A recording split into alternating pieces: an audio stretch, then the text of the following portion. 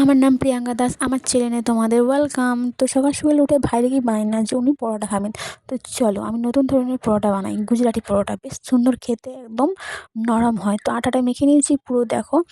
জানো তো আমাদের মানে সকালে যদি পরোটা হয় তো আমাদের জমে যায়, মুড়ি অতটা ভালো লাগে না।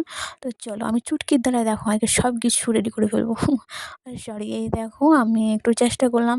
তো পরোটা কখন হয় না হয়, তো চলো আমি একটু বিস্কুট খেয়ে নিই। চা বিস্কুট খেয়ে করে এই যে বৌদি আসলো, তারপরে পরোটাগুলো বেলে নিচ্ছে, ভালো করে বেলে নিচ্ছে। তারপরে আমি এই দেখো দিয়ে দিয়েছি। এরপরে আমি পরোটাটা বানিয়ে নেবো। আমার পরোটা করতে বেশ ভালো লাগে।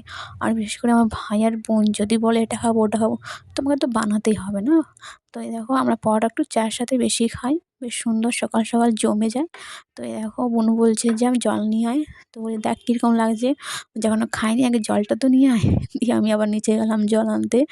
তো এবারে খাবে, তোমার বুনুকে দিয়ে ফেলেছি, বুনু খাচ্ছে। আর ও ছাদেতে এখন টিউশনে পড়াচ্ছে। এই দেখো আমার বেটু কোলে বসে আছে।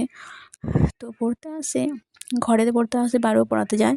তো যাই হোক, তো আমি ভাবলাম তো চলো আমিও নিচে যাই, তো পরে খাবো।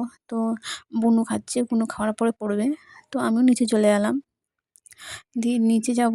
তারপরে বললাম বাবা, আমার কাকু তো সকাল সকাল একদম বাজার এনে হাজির। তো এই দেখো পেঁয়াজ শাক, এখন শীতকালে পেঁয়াজ শাক তো অসাধারণ খেতে লাগে, পেঁয়াজ পোস্ত। তো এই যে মূলো শাক, বেগুন, টমেটো, শিম, গাজর সব কিছু চলে এসছে। আর মাছের মাথায় এসছে, কালকে বাঁধাকপি ছিল সেটাকে দিয়ে, বাঁধাকপি দিয়ে মাথা দিয়ে বেশ সুন্দর মাছের, খেতে কিন্তু অসাধারণ লাগবে আজ। তারপরে তো ভাবলাম যে সবজিটা তো কাটতে হবে, ঠিক আছে কাটবো, একটু পরে কাটবো। তো আগে তো খেয়ে নিই। তারপরে ভাবলাম যে মূলো আজকে বেগুন পোড়া করব। কাল বেগুন পোড়া করেছিলাম, বেশ সুন্দর খেতে লেগেছিলো। ঠিক আছে, ওই ঝুড়িতে সাজিয়ে নিয়েছি। মনে হচ্ছে এত কতজনের জন্য সবজি এনেছে। আসলে তা না, ঝুড়িটা ছোট্ট আর সবজিগুলো একটু বেশি আছে, তার জন্য এরকম মনে হচ্ছে। তো আমি ছাদে উঠে গেলাম, ঠাকুমা কী করছে একটু দেখে আসি। ঠাকুমা উনুনটা ধরালো নাকি। তো আমাদের ছাদে উনুনেই ভাত রান্না হয় আর গ্যাসে সবজি হয়।